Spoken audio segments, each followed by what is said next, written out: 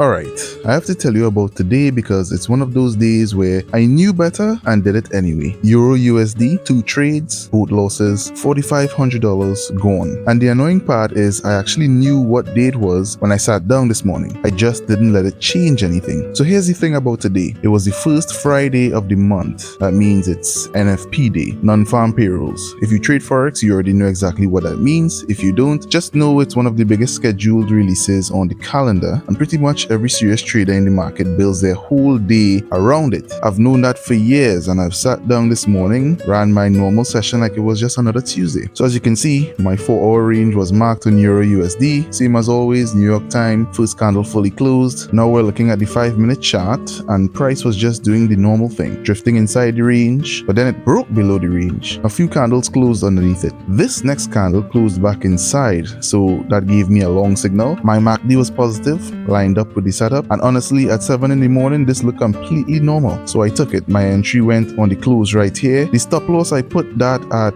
this support right here. When the low of the breakout is so big, I don't put the stop that far away, it messes up my risk, but my target also remains the same at 2 hour. Nothing about it looked any different from a trade I'll take any other day, except it wasn't any other day. So 8:30 hit, the number came out, and Euro USD just denoted. Not a clean move in either direction, violent directionless whipping, up 15 picks, down 30, up 20 again. The market forgot to make up its mind for about 4 or 5 minutes straight. My stop loss, which would have been completely reasonable on any other day, got run over in the chaos because price never settled into what direction it wanted to actually go. Down $1,700. Great. Not a good start, but it gets even worse. Now here's where I really don't have an excuse. After the number dropped, the market did what it usually does after a big release. It took a few minutes, it found some footing, and 20 minutes after NFP, I got a short signal again. Clean sequence this time. Break above a short-term level, close back inside. The MACD was lined up on paper, identical to hundreds of trades I've taken before. But here's what I ignored. The market doesn't just calm down for a couple minutes after a number like that. It takes some time. I noticed the spreads were a bit wider than normal. Price was still doing these small and natural spikes that had nothing to do with support or resistance. I saw all of this happening this morning and told myself the setup looked clean enough, so I took the trade anyway. My entry went on the close right here, stop at the high, target at 2 hour. Price dipped a little right after the entry, which felt like validation, which felt like I could make back the losses from this morning.